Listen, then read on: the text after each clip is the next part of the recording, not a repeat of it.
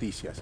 Pero generó una gran conmoción y una gran atención lo que pasó alrededor de Lourdes.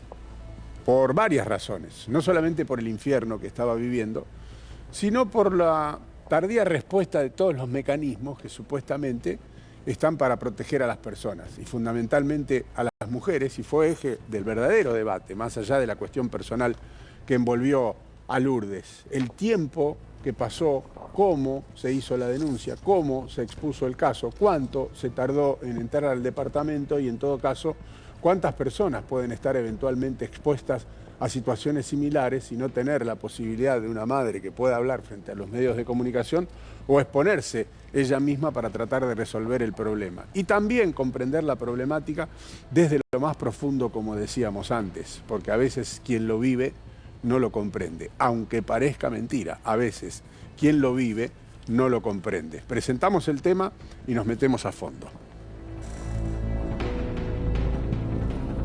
Por suerte está viva. Es el típico vínculo de un maltratador con una persona de luz que brilla, un vínculo totalmente enfermo, donde no es amor lo que se vive en ese vínculo, sino control. Claramente está en una situación totalmente vulnerable y nosotros como familia nos cuesta un montón acercarnos porque en estos casos, como es público conocimiento, te alejan y te toman como que vos sos la que está equivocada. Si yo me consideraba su amiga, no podía en este momento complacerla.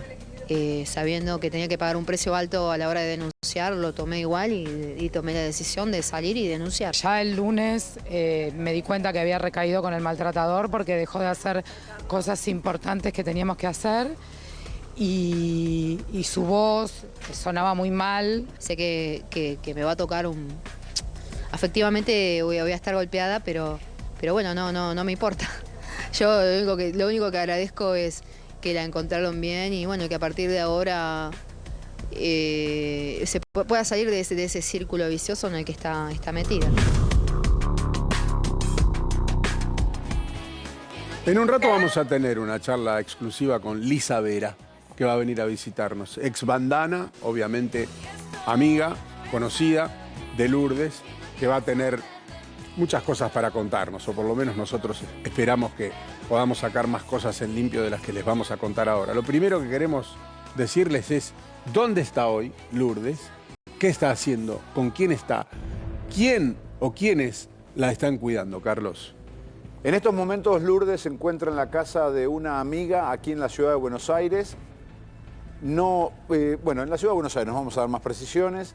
Está acompañada por, tengo entendida, 2 amigas. Está en la casa propiedad de una de ellas. No tuvo acercamiento con su mamá porque Lourdes terminó enojada, dicho por la propia mamá, ¿no?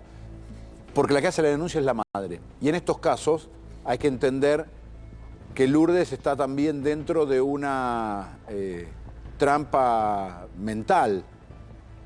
Ahora quiero explicarlo después un poquito más. Esto de ¿por qué denunciaste algo que yo no denuncié si no estaba pasando nada, si no sucedía nada? Algo como un velo que no le permite ver la realidad. ¿Por qué digo esto? Porque va a comenzar un tratamiento psiquiátrico. La justicia determinó que comience un tratamiento para saber cómo está ella mentalmente y, por supuesto, ampliar la denuncia. Está dentro del círculo de la violencia de género. Sin duda. Hay que decirlo así, porque es parte de esto. Por eso decía hoy que por ahí uno puede estar envuelto en una situación que ni siquiera logra comprender. Y es lo más normal del mundo que suceda. A veces con hechos menores, no necesariamente podemos llegar a algo tan extremo, con hechos menores de tu vida cotidiana, con negaciones de tu vida cotidiana.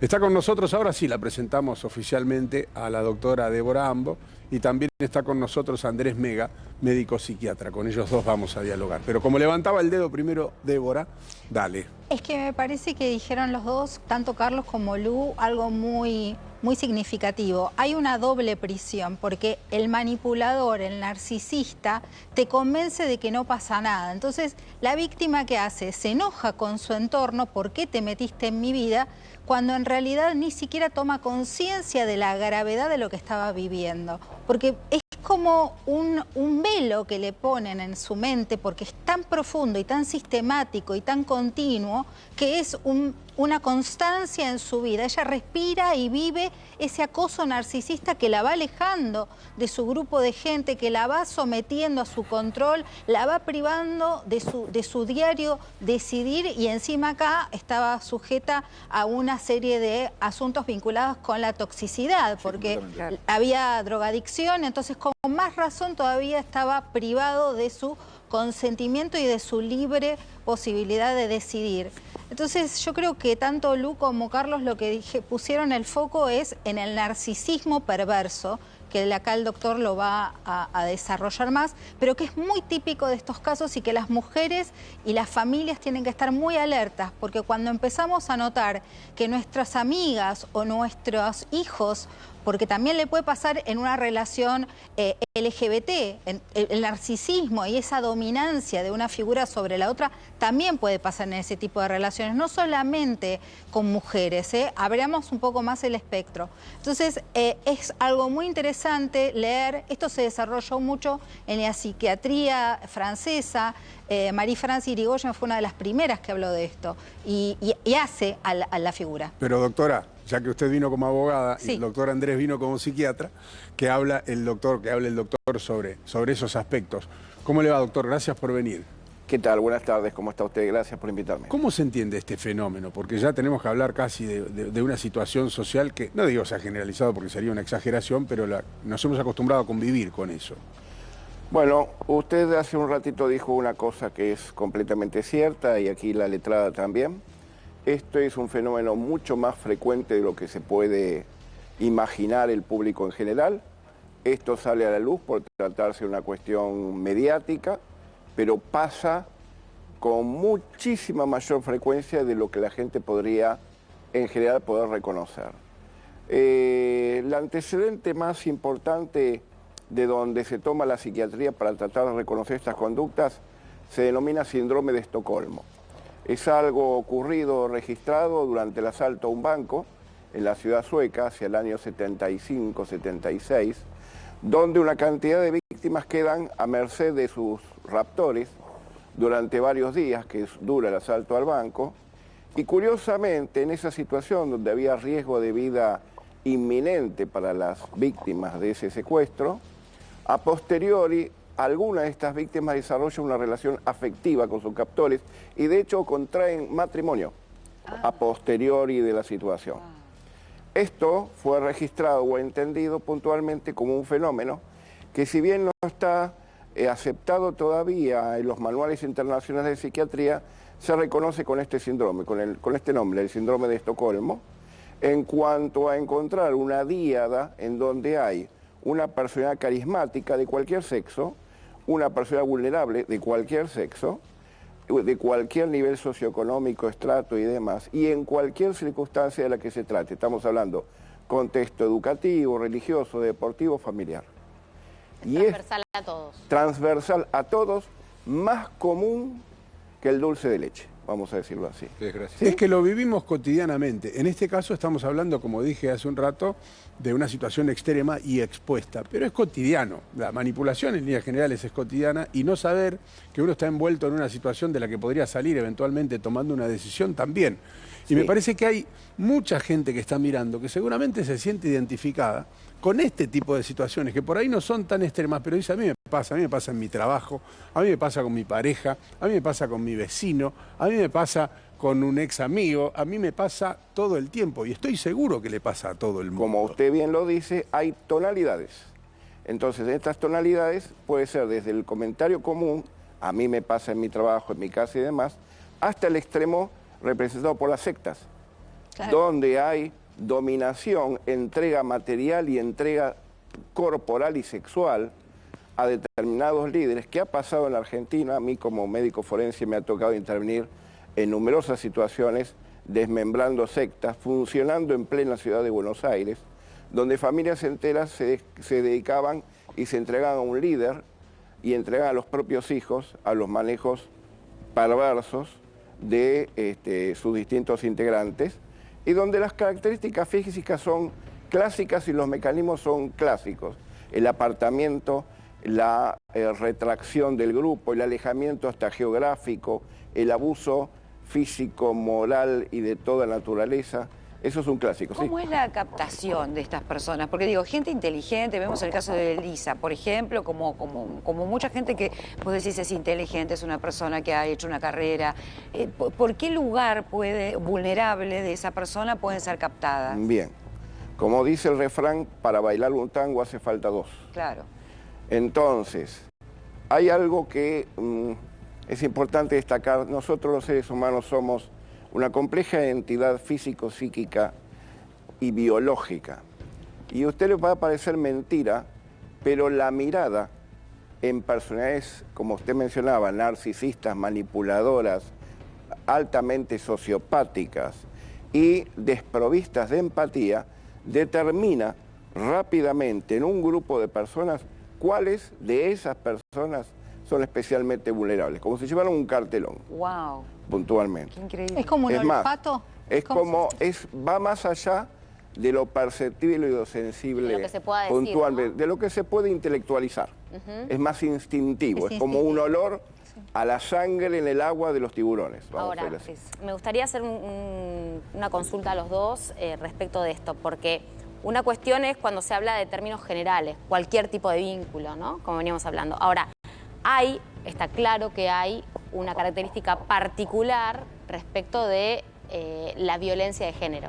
Entiendo que esto se enmarca dentro de esa situación. Es un agravante. Yo diría, me gustaría preguntarles claro, qué reflexión pueden hacer respecto. La violencia de género, en mi opinión, queda subsumida dentro de esto. O sea, es una violencia a la persona en general, digamos. O sea, es un sometimiento incondicional.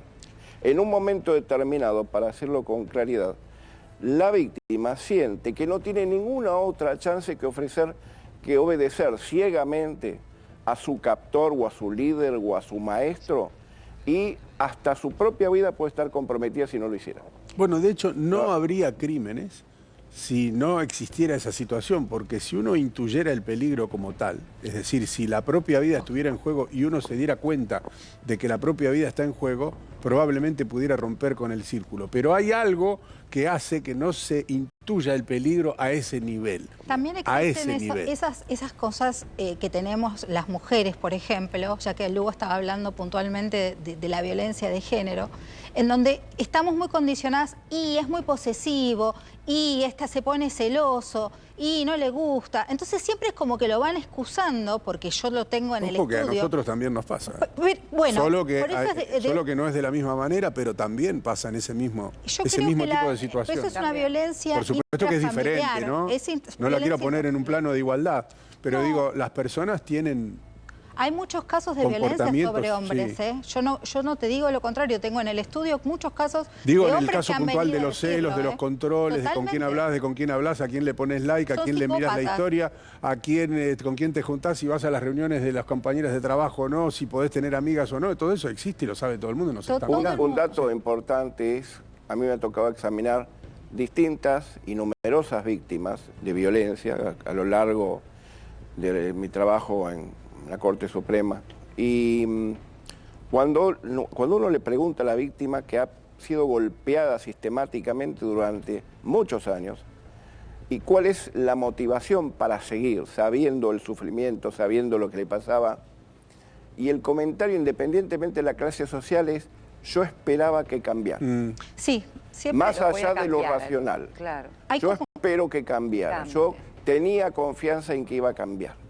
Porque siempre hay como una cosa de decir, bueno, pero esto es ahora, pero yo voy a estar mejor, vas a ver que esto, perdóname. Siempre hay como un perdón para que la víctima no se vaya. Lo cual en última instancia esconde una racionalización más allá de lo racional.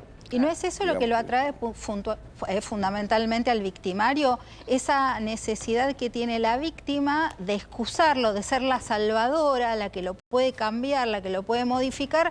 No son patrones de conducta que llevan a esa relación, porque se establece una relación de sometimiento en donde la víctima hasta acepta ser sometida porque se ve nublada su racionalidad. Carlos Estrione decía más temprano, está enojada con su mamá. Es lógico, en el marco de lo que le estaba pasando, que esté enojada con su mamá, que además expuso la situación públicamente, su situación personal y la situación de su hija. Como ella no siente que lo que le estaba pasando era un peligro, sino que era una decisión, por lo menos eso es lo que ella siente, se enoja con su mamá. Pero escuchemos un minuto de la mamá de Lourdes para entender lo que puede estar pasando por su cabeza. Tu hija tiene 44 años y nosotros estamos cansados de entrevistar casos en donde los familiares muchas veces dicen, bueno, ella ya es mayor de edad, yo no me puedo meter. Y la verdad que uno es mamá toda la vida. Y si vos ves que tu hija tiene peligro, no importa si tiene 44, 19 o 28. Hay que meterse. Lo que yo siempre digo es una duda filosófica, ¿no? Porque claro, todos me dicen así, que ella ya es grande, etcétera.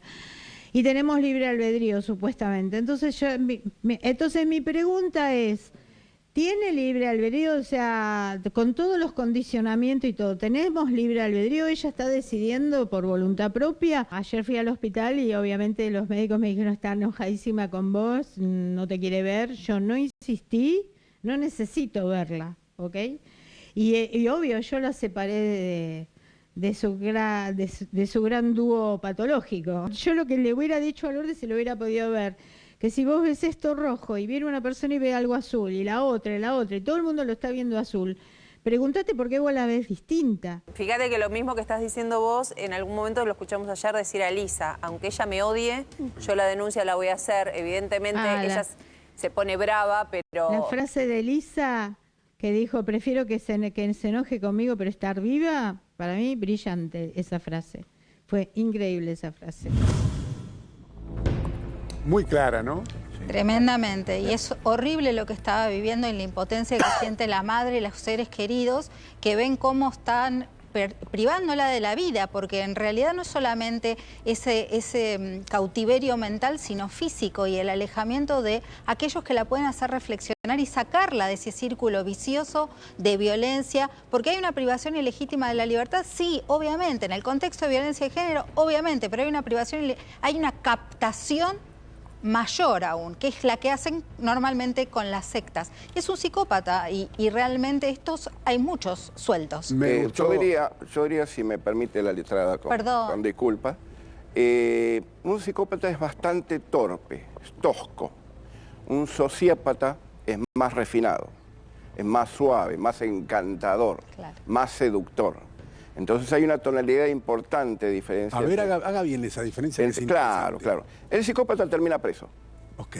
Por regla general.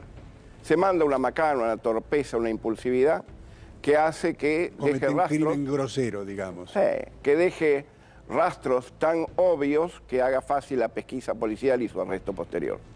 En cambio, el sociópata puede llegar a ser un dirigente importante. Claro. Deportivo, político, lo que sea.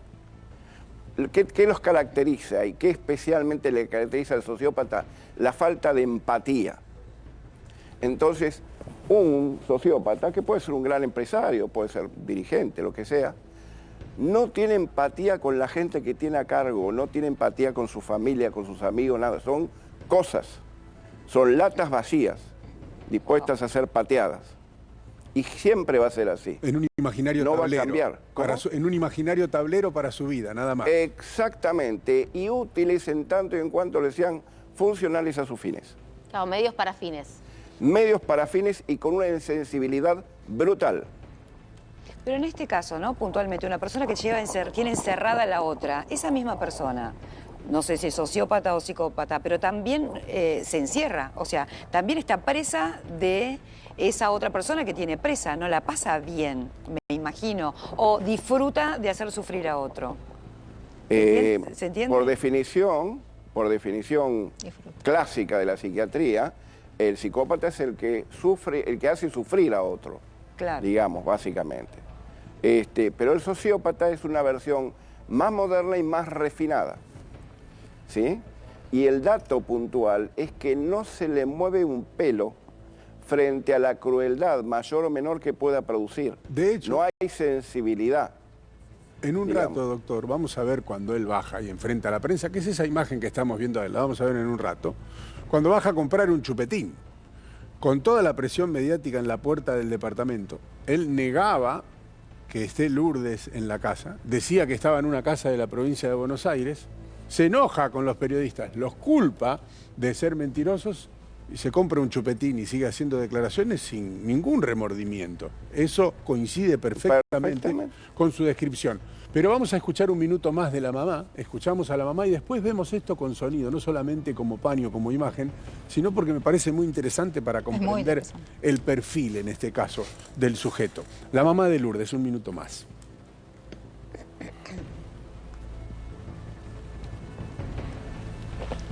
Mira, él empezó una relación viniendo a casa, se conectaba con los chicos, todo, y me pareció encantador, divino, la trataba muy bien a Lourdes, o sea, y nosotros todavía dijimos, bueno, alguien que trabaja, que tiene esto, lo otro, y después yo vi que se iba deteriorando esa relación a medida que estaba con Lourdes, pero las veces que estuvo con nosotros, todo bien. Me cuesta mucho decirle HDP, obviamente en algún momento lo habré pensado, pero ayer cuando lo vi, que lo sacaron esposado, incluso él estaba con una sonrisa, a mí me dio mucha tristeza, porque qué vida desperdiciada, tiene 2 hijas, que no pudo salir de ahí, y me preguntaba qué lo llevó a este estado psicopático, muy triste, y como le decía Andrea, fallamos todos nosotros, ¿viste? Eso por quien doblan las campanas, que doblan por nosotros, y cada vez que tenemos este tipo de falla, y bueno, es como que fallamos todos,